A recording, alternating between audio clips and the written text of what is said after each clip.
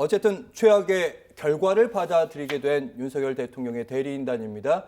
관련된 입장을 밝혔는데요. 함께 확인을 해보시면 윤곽근 변호사 대리인단입니다. 윤석열 대통령 측 유명하죠. 탄핵 심판 진행 과정 자체가 적법 절차를 지키지 않았고 불공정하게 진행됐는데 결과까지도 법리적으로 납득할 수 없는 결정이 이루어졌다. 21세기 법치주의 대한민국에서 일어날 수 있는 일인가 참담한 심경이다. 입장이 워낙 짧아가지고요. 사실상 이 부분이 윤곽근 변호사의 전부라고 이렇게 생각할 수 있는데 결론이 이제 선범규 위원장님 네. 잘못된 판단이라는 겁니다. 예, 그렇죠. 뭐 그동안 이 12월 3일 이후에 우리가 쭉 지켜보면서 사실 김우겸 전 의원께서도 얘기하셨습니다만 이 대리인단에서는 이 과정이 과연 공정했는가라는 그런 의문을 갖게 되는 게 계속해서 지금 어떤 확인되지 않은 사실들을 폭로하는 그런 여론전, 정치적인 행위로 헌법재판소의 그런 어떤 공정한 판결을, 법치에 입각한 판결을 흐리려는 시도들이 너무 많이 나왔습니다. 사실 전 김우겸 의원님께 여쭤보고 싶었던 게 그런 어떤 김우겸 의원님을 납치해서 뭐 백령도상에 그런 거에 대한 확신이 있으신지, 그런 또 어떤 직접 본인께서 그런 불안함을 느끼셨는지를 한번 여쭤보고 싶었었고요. 이런 논란들이 너무나 확대되고 하다 보니까 이런 어떤 정확한 또 판결을 앞두고 뭐 야당 대표가 유혈 사태 우는 뭐 이런 얘기까지 하지 않습니까? 네. 그러니까 전반적으로 법에 입각한 공정한 판결이 나오긴 어렵고 여론전이었다. 이런 부분들을 대리인단이 이제 적법 절차 그리고 불공정하게 진행이 됐다. 이런 쪽으로 해석을 할 수 있지 않을까 하는 그런 생각입니다. 예. 네, 불공정한 부분, 그러니까 법리적으로 납득할 수 없는 결정이었다. 이 부분은 제가 왜 자꾸 질문을 김우겸 전 의원께도 또 드리게 되냐면 대리인단이 겸허하게 받아들인다, 존중한다 이런 표현보다는 참담하다, 네, 법리적으로 납득할 수 없다. 이 부분 저는 이건 대리인단이 자신들의 무능을 드러내는 말이라고 생각합니다. 만일 진짜 법리적으로 조금이라도 설득력 있는 이야기를 했으면 8명 중에서 최소한 3분은 이해하려고 하는 입장에 서 계신 분들인데 예. 그분들이 어떻게 단 하나의 단어도 실체와 관련돼서는 인정을 하지 않았겠습니까? 우리 손 위원장님께서는 그게 국민적인 통합을 위해서 그런 이견이 있었지만 판결문에는 일부러 뺀 거다 이런 네. 취지로 말씀을 하셨는데 네. 저는 그렇게 생각합니다. 네, 네, 그건 이제 나와 보면 아는 거고요. 네,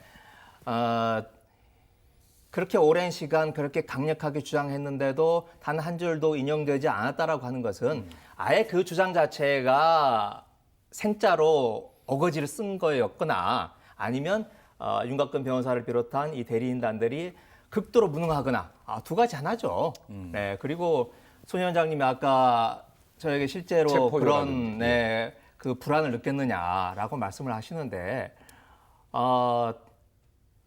이건 뭐 제가 지원해서 하는 말이거나 또는 어디 다른 어떤 제3자가 하는 이야기가 아니고 이번 계엄, 이번 친위 쿠데타에 주도적으로 관여를 했던 이름이 뭐였죠? 갑자기 생각이 안 나네. 노상원 전 노상원 씨가 예. 작성한 그 수첩에 있는 내용들입니다. 그리고 실제로 체포를 하기 위해서 한동훈 대표라든지 또 그 주요한 인물들에 대해서는 직접 그 지시를 받았다라는, 그러나 실행에 옮기기까지는 하지 않았지만 했다라고 하는 그 어떤 모 대령의 진술도 나와 있는 거 아니겠습니까? 네.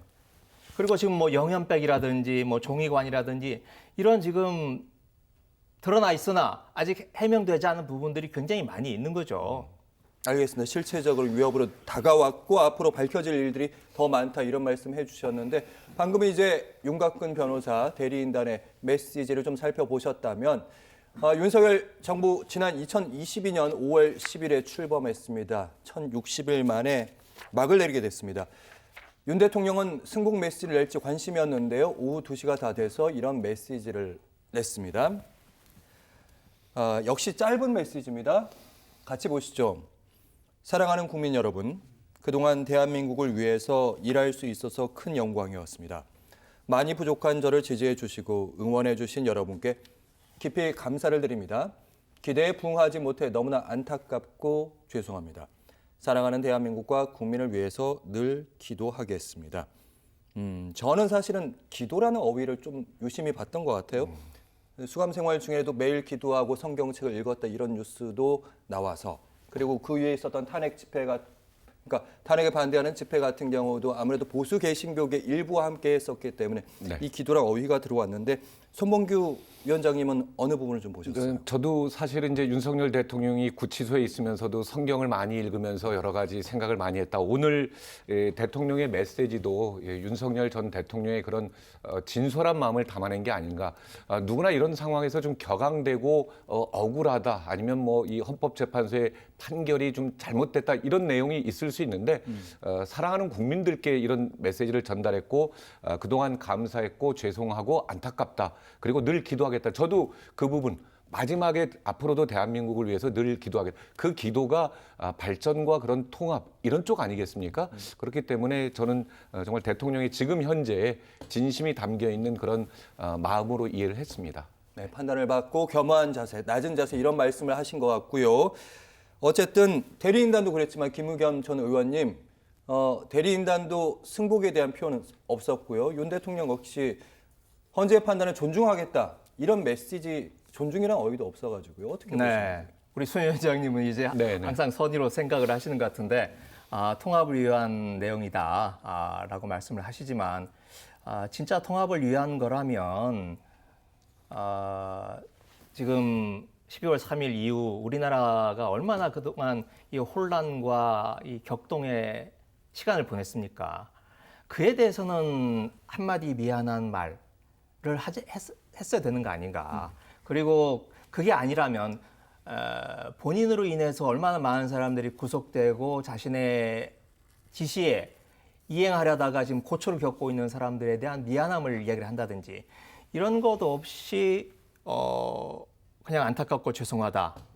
기대에 부응하지 못했다. 반성이 좀 필요했다 이런 말씀이세요? 그 앞에 기대에 부응하지 못했던 기대에 부분이 부응하지 저는, 못했다라는 게 어떤 기대에 부응하지 못했는지에 대해서 잘 하라는 그런 네, 지금 저는 말씀하신 오히려, 모든 걸 네. 포함하는 거겠죠. 네, 그동안은 이제 국민들과 함께 끝까지 싸우겠다 이런 메시지를 12월 3일 이후에 쭉 그랬었죠? 내지 않았었습니까? 예. 그런데 이제 그 싸우겠다는 메시지가 사실 이제 일반 민간인 신분으로 돌아가면서 형사소추의 특권도 사라지고 이제 재판을 받아야 되는 입장에서 재판에서 불리하게 작용을 한다라고 하는 그런 생각이 있었을 거라고 생각을 해요. 네. 그래서 싸우겠다라는 말은 참아 못하지만 저는 이 기도라는 말 속에 네. 싸우겠다라는 의지가 내포되어 있다. 기도란 말씀에 왜 싸우겠다는 기도는 의지를 반성의 읽으셨나요? 의미고 회개의 의미고 그런 네. 의미라고 저는 저도 이해하고 그 생각이 있거든요. 좀 들어서 네, 아까 어떤 우리 의미신지. 예. 진행자께서 말씀하셨듯이 기도라는 말이 지금 광화문 광장에 나가 있는 나가서 윤석열 대통령의 복귀를 희망하고 또 기원했던 기도하는 그분들에 대해서 메시지를 던지는 거고 그건 그분들과 함께 싸우겠다 끝까지 싸워 나가겠다라는 말을 어떤 은유적인 표현이다. 저는 그렇게 받아들입니다. 이 부분에 대해서 잠깐 짧게 말씀을 저는 뭐 이제 국어학을 전공을 했으니까 이제 이걸 쭉 여러 번 읽어봤습니다만 여기에 사랑하는 지지자 여러분이라고 표현되지 않았고 국민 여러분이라고 포함이 돼 있거든요. 이거는 뭐 그동안 많이 싸우고 괴롭혔던 힘들게 했던 야당을 포함해서 대한민국 전체 국민들이라고 생각하고요.